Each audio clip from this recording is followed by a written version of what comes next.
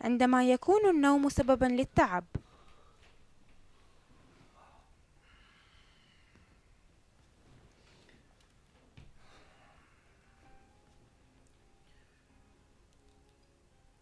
جهاز قياس مستوى الأكسجين أثناء النوم.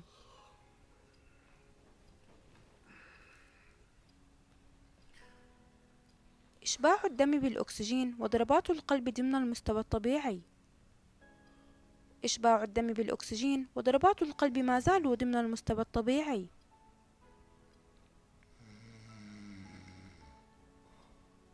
أثناء الشخير، إشباع الدم بالأكسجين يقل تدريجيا بسبب تضيق مجرى التنفس.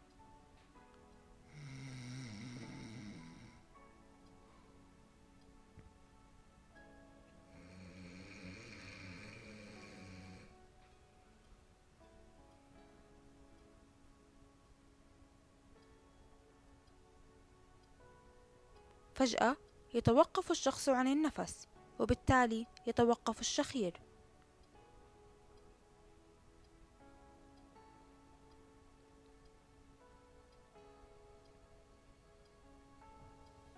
يقل إشباع الدم بالأكسجين بشكل ملحوظ.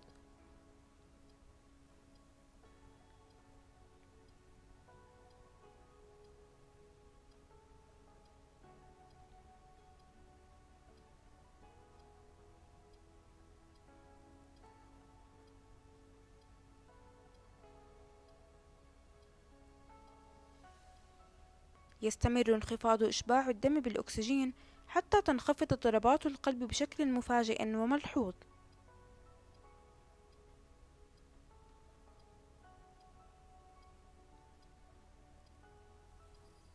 يستيقظ الشخص من النوم فجأة مع شعوره بالاختناق.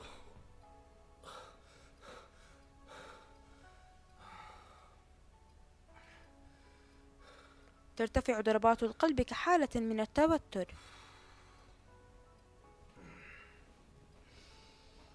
ثم يعود إشباع الدم بالأكسجين وضربات القلب إلى المستوى الطبيعي.